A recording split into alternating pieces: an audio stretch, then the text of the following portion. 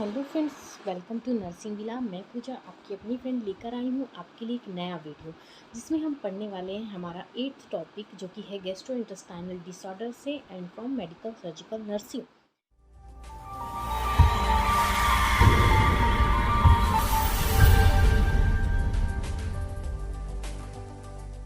देखते हैं हम टॉपिक अपना हेमरॉइड्स। हेमरॉइड यानी कि पाइल्स। पाइल्स फ्रेंड्स आपने बहुत बार सुना होगा, हिंदी में यानी कि कॉमन लैंग्वेज में इसे बवासीर के नाम से भी जाना जाता है। तो हम इसके बारे में आज पढ़ने वाले हैं। तो चलिए स्टार्ट करते हैं अपनी डेफिनेशन के साथ। सबसे पहले देखेंगे हम डेफिनेशन।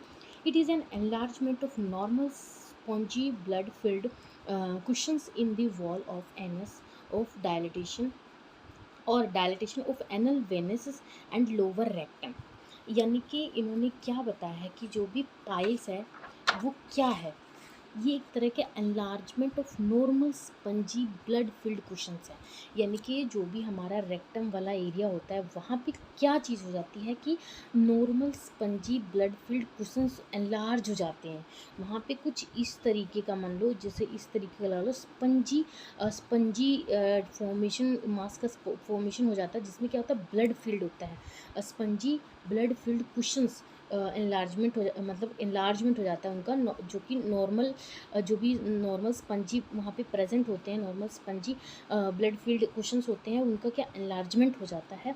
कहाँ पे होते हैं ये? In the wall of anus. Anus के अंदर प्रेजेंट होते हैं और उनका क्या होता है? डायलिटेशन हो जाता है। सॉरी, उनका नहीं, डायलिटेशन हो जाता है किनका? जो भी एनल वेन्स होती है, यहाँ पे जो एनस में जो भी प्रेजेंट होती हैं वेन्स वगैरह, उनका क्या होता है? डायलिटेशन, वो डायलेट हो जाती हैं। जो भी लोअर रेक्टम एरिया में पोर्शन होती है या फिर एनस में, तो इनमें क्या होता है, उनकी जो वेन्स होती हैं वहाँ पे उनमें डायलिटेशन हो जाता है। ठीक है, तो उसकी वजह से क्या होता है, वहाँ पे हेमोरॉइड्स यानी कि पाइल्स फॉर्मेशन हो जाती है, या फिर उस कंडीशन को नाम दे देते हैं हेमोरॉइड्स या फिर पाइल्स या फिर बवासीर। इसके टाइप्स कितने होते हैं? ये 2 टाइप्स के होते हैं। एक्सटर्नल होता है ऑलवेज विजिबल। जो एक्सटर्नल, ऑब्वियसली जो एक्सटर्नल वाला होगा वो विजिबल होगा। इंटरनल होगा नॉट विजिबल, इंटरनल वाला विजिबल नहीं होता। देन इसके कॉजेज देखेंगे हम। कॉजेज़ में देखेंगे हम, क्रोनिक कॉन्स्टिपेशन हो सकता है इसमें कि अगर आपको क्रॉनिक कॉन्स्टिपेशन है उसकी वजह से हो सकता है। प्रोलॉन्ग स्टैंडिंग एंड सिटिंग की वजह से हो सकता है। मान लिया आप काफ़ी लंबे टाइम से बैठे हैं, बैठने का काम करते हैं या फिर खड़े होने का काम करते हैं, तो क्या आपके डाइजेस्टिव सिस्टम पे इसका इफेक्ट पड़ता है, तो उसकी वजह से भी आपको हो सकता है। प्रेगनेंसी के टाइम पे क्या होता है कि हमारे एब्डोमेन में जो भी फिटस होता है वो काफ़ी जगह घेरता है, तो उसकी वजह से प्रेशर होम होने की वजह से भी हो सकता है। प्रेगनेंसी के टाइम पे ट्यूमर हो सकता है कॉलन में, उसकी वजह से भी हो सकता है। ड्यू टू रेक्टल सर्जरी और इन्फेक्शन की वजह से हो सकता है। Increase intra abdominal pressure. अगर आपका इंट्रा एब्डोमिनल प्रेशर इंक्रीज होता है, देन क्या वो किस पे प्रेशर डालेगा? आपके इंटेस्टाइन पे, देन आपके जो भी रेक्टम है या फिर एनस पे, उस पर भी प्रेशर पड़ेगा, जिसकी वजह से ये कंडीशन फॉर्म हो सकती है। पोर्टल हाइपरटेंशन की वजह से भी हो सकता है। अगर आपका जो भी पोर्टल हाइपरटेंशन है वो इंक्रीज, मतलब कि हाइपरटेंशन की हो जाती है, आपकी जो भी ब्लड प्रेशर है पोर्टल वेन्स का, उसमें क्या आता है, ब्लड का जो प्रेशर है अगर तेज हो जाता है, देन इनके हाइपरटेंशन की प्रॉब्लम हो जाती है। उस वजह से भी क्या आपको ये सब चीज़ें झेलनी पड़ सकती हैं या फिर ये चीज़ें हो सकती हैं। देन देखेंगे क्लिनिकल मैनिफेस्टेशन। इसमें क्या होता है? पेन ड्यूरिंग डेफिकेशन, यानी कि जब भी आपको वेस्ट करना होता है डेफिकेशन के टाइम पे, स्टूल पास करते टाइम पे क्या होता है कि पेन होता है, मेनिलेमा होता है, इनकी ब्लड आता है स्टूल में, constipation, itching surrounding the area, produces sensation of incomplete evacuation, यानी कि आपको ऐसा लगेगा अभी भी आपका पेट खाली नहीं हुआ, आपको ऐसा सेंसेशन आती रहेगी बार बार। विजिबल पाल्पेबल मास, एनीमिया, रेक्टल पेन, ये सब चीज़ें आपको फील हो सकती हैं। देन आपका पैथोफिजियोलॉजी, यानी कि किस वजह से आपको ये कंडीशन झेलनी पड़ सकती है या पेशेंट में किस वजह से ये होती है। Increase abdominal pressure, abdominal pressure increase होने से। Dilatation of anal when, anal when का डायलिटेशन होने से। क्रोनिक, अगर आपको बहुत ही सीवियर इनकी क्रोनिक आपको क्या है, कॉन्स्टिपेशन है, देन भी आपको ये चीज़ें हो सकती हैं। Abdominal pressure till long time, यानी कि काफ़ी टाइम से आपका जो एब्डोमिनल प्रेशर, यानी कि एब्डोमिनल प्रेशर इंक्रीज हुआ और काफ़ी लंबे टाइम तक ये रहा, तो उसकी वजह से भी हो सकता है। देन देखते हैं permanent dilatation of anal when.